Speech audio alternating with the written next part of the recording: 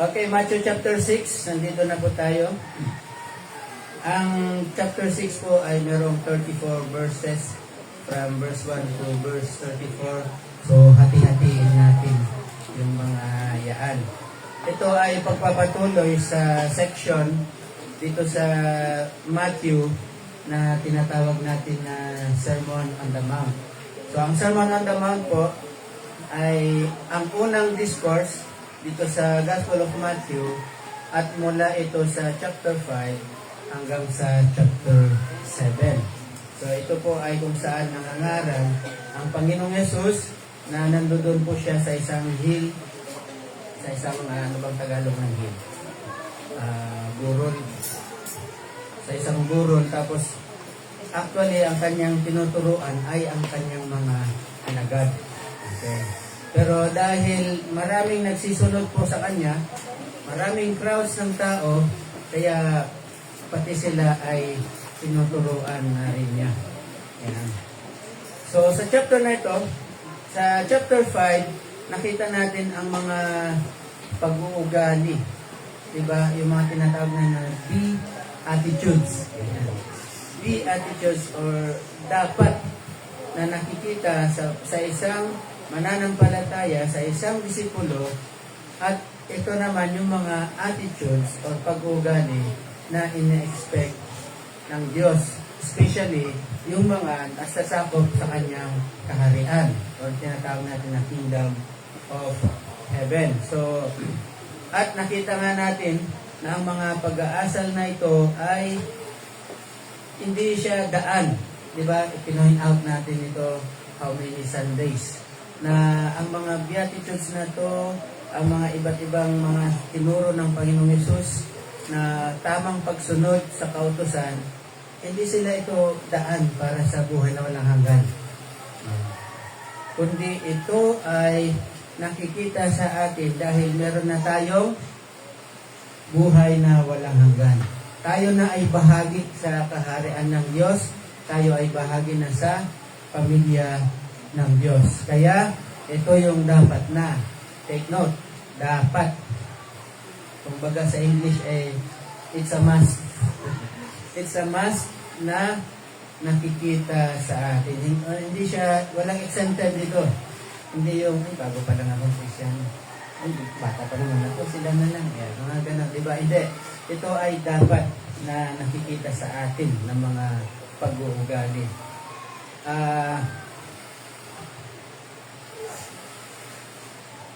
Ang tanging daan, okay, ulitin, bigyan pansin mo na to.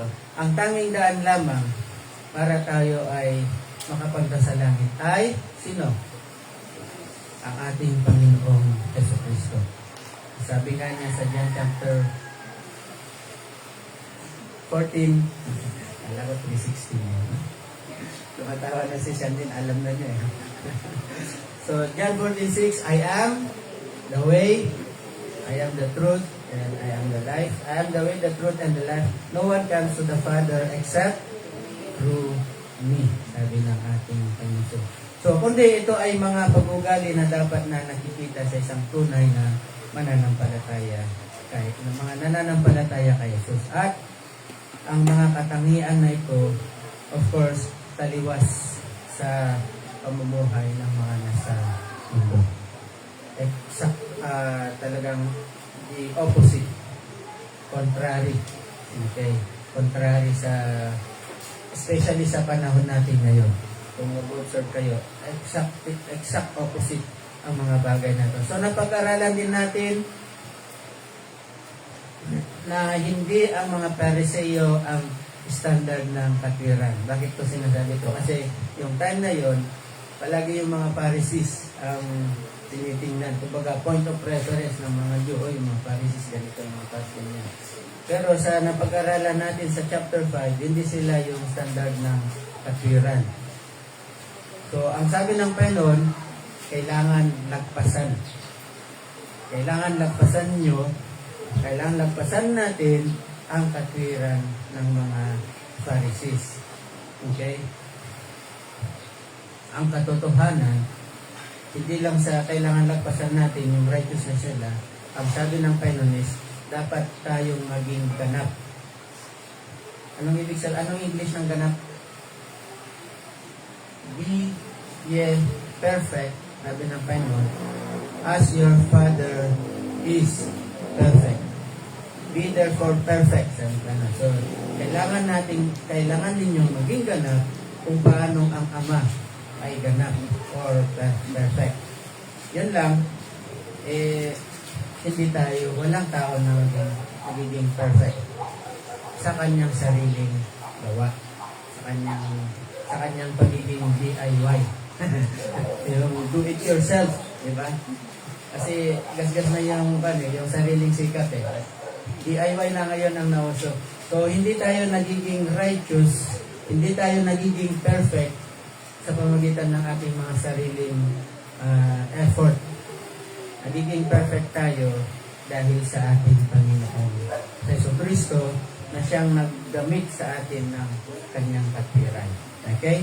So, napag-aralan din natin na hindi ang mga at paano pala natin, no? Paano natin malalagpasan ng mga Pariseo at paano tayo magiging ganap? Of course, sa pamamagitan ng pagsuko ng ating mga buhay sa ating Panginoon Jesucristo. Ngayon, ay ating matutunghayan yung susunod na mga sections po dito sa sermon or segments, okay?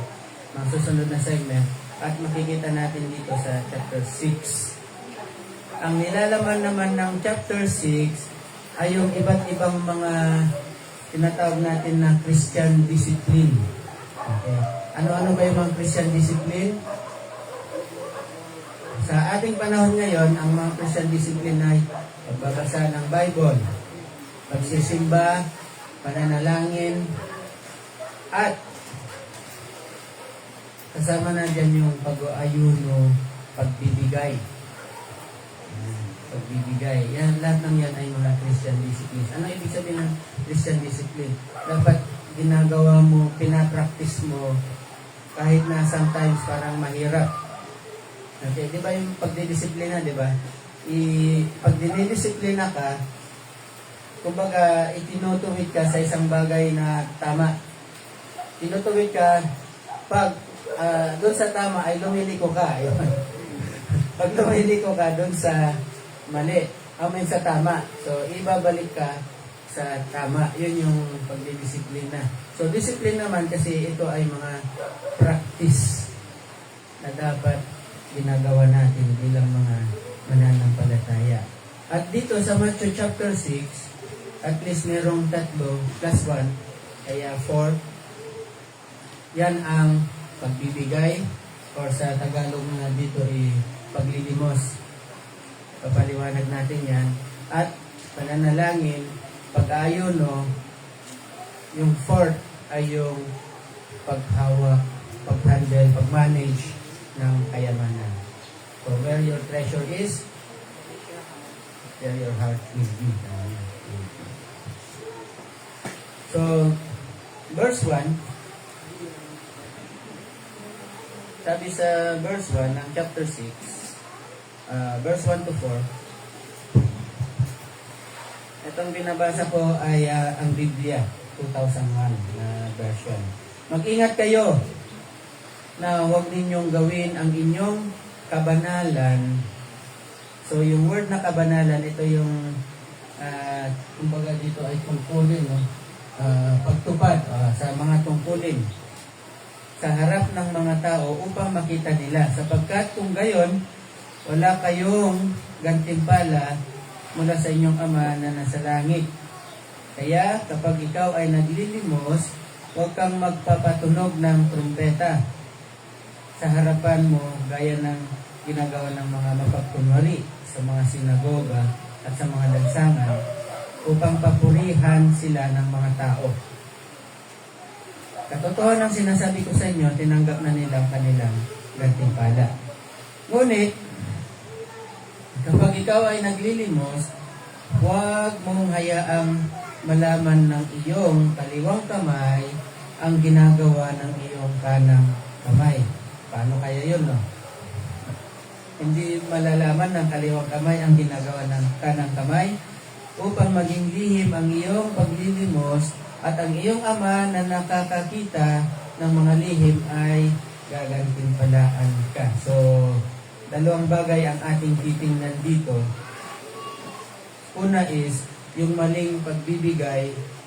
Pangalawa ay yung tamang pagbibigay. Okay? Alam ko naman, at alam naman natin lahat, ang Pilipino talagang mapagbigay yan. Tama po ba? Mapagbigay ang mga Pilipino. Makikita ka lang sa daan ng yung nakadamit na yung parang gusgusin ganyan. Magbibigay yan kahit magkano lang. Kahit magkano lang. Magbibigay. Kasi baga normal sana all. Normal talaga or ugali talaga ng mga Pilipino na nagbibigay. Okay?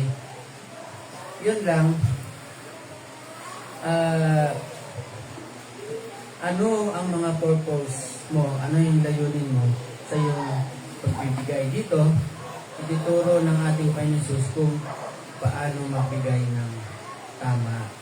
At kung sino ang, at kung ano ang maling motibo sa pagbibigay. Pero, ang maganda ay tingnan muna natin yung mga Hudyo. No? Yung mga Hudyo, ang mga Hudyo, merong batas ang Panginoon. Talagang